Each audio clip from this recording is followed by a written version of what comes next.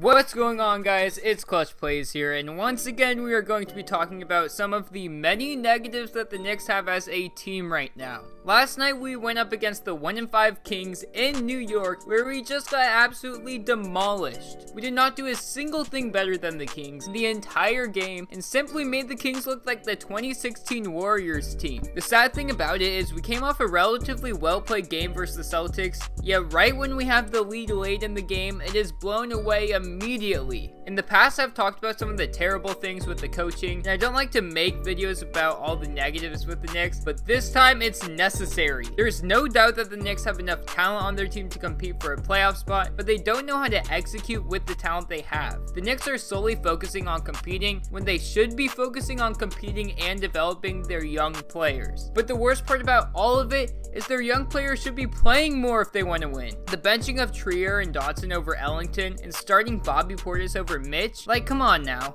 I will go much more in detail into these issues as well as countless other issues with the Knicks right now, and hopefully try to give a solution to the recent problems as well as what the Knicks should do going forward. Whether going forward it's a trade or a benching of a certain player. If I were to talk about everything that's wrong with the Knicks right now, this video would be way too long, but I will try and cover as much as possible. Before I get into the video though, I usually don't ask for likes and I don't really like doing it, but can you guys please leave a like or a comment, because I believe that this video is very important and I want as many Knicks fans as possible to see it. I would really appreciate it. So with that out of the way, let's head into everything wrong with the Knicks right now. RJ Barrett's minutes. RJ and Fizdale have no concern about his minutes at all, which is kind of concerning. Fizdale says he's only 19 and that when he was 19 he never got tired, but this is a completely new era of basketball. RJ focuses his game on driving to the basket and playing around the rim, and each game RJ experiences great amounts of physicality with extremely strong NBA centers and power forwards. On top of this, he already does so much for the Knicks on all sides of the ball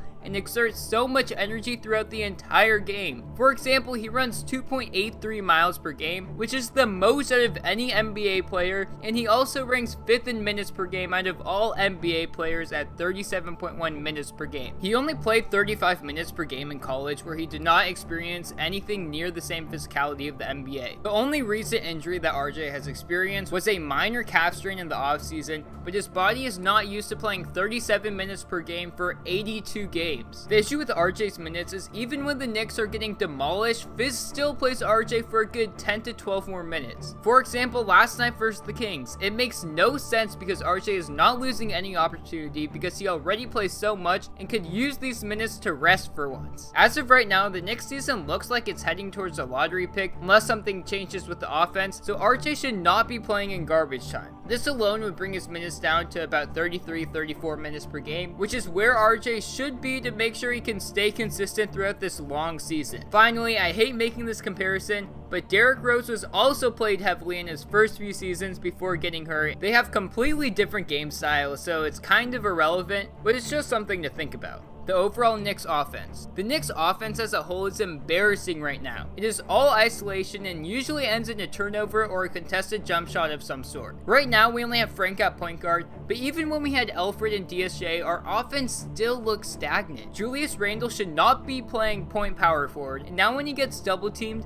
the Knicks rarely cut or give him an easy outlet pass. He's been used so poorly in this offense, and even though he is averaging 4.1 turnovers per game, the majority of these are coming as a result of a terrible offense. We have the talent to be a pretty good offensive team, but cannot execute any sort of offense to save our lives. Currently, the Knicks average 17 turnovers per game, but if you don't count the last 2 games, they would be last in the NBA in the turnover department. So this does show improvement, I guess, but instead of turning the ball over, the Knicks are just taking terrible shots instead. This is shown by the Knicks' 1.14 assist to turnover ratio, which ranks 27th in the NBA. The positive coming out of all of this is the few times that the Knicks have had good movement on offense, they've gotten great shots. So hopefully the Knicks can actually implement some sort of offense for once. The Knicks' depth. The Knicks came into the NBA as one of the deepest teams, yet have not used their depth well at all. With all the depth on the Knicks, they should be playing extremely fast and have one of the highest paces in the entire NBA, similar to the Pelicans. This is just not the case at all,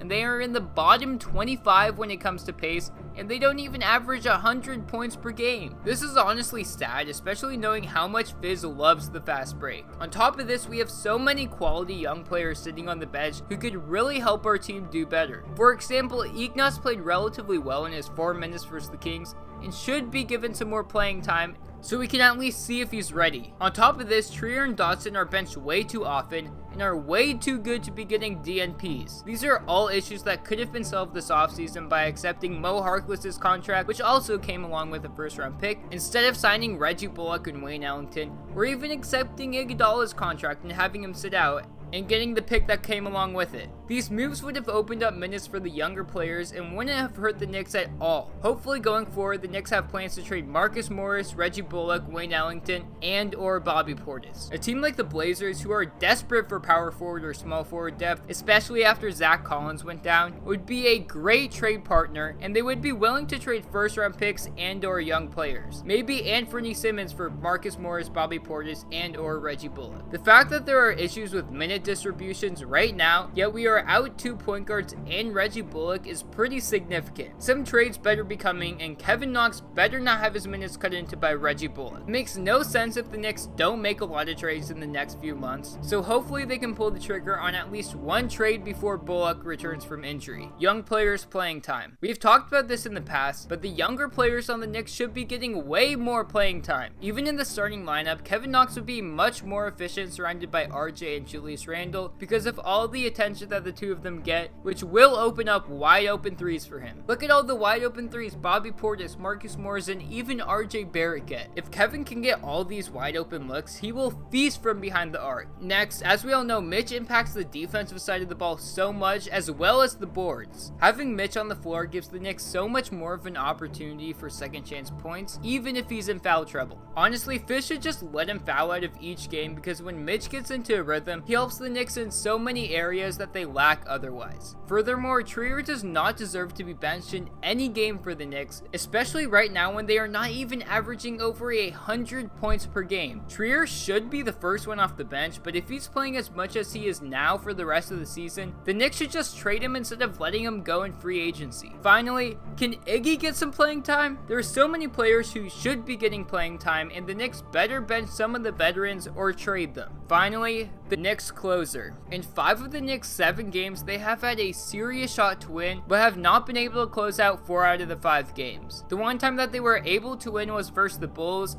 where Bobby Portis stepped up for the Knicks. Now, a closer isn't necessary to win close games, but the Knicks play isolation ball late in games, so as of right now, it's kind of a necessity. If someone doesn't step up on the Knicks, can we at least demonstrate the dog mentality that was set in the offseason late in games? Now, what's next? The way the season is going, it looks like we can't win close games, so we should try to explore some trades to open up space for our younger players to play, or try to trade some pieces for a closer or a player with potential of becoming a closer. If we can get on a win streak now and turn things around, we will still have a shot at the playoffs, but it doesn't look too pretty. Do you guys think that the Knicks should try and trade for someone to help them close out games, or just let this team be and ride it out for the end of the season? Also, tell me what you guys thought about this video and the overall season of the Knicks so far. With that said, if you enjoyed the video, please leave a like, and I'm out, and peace!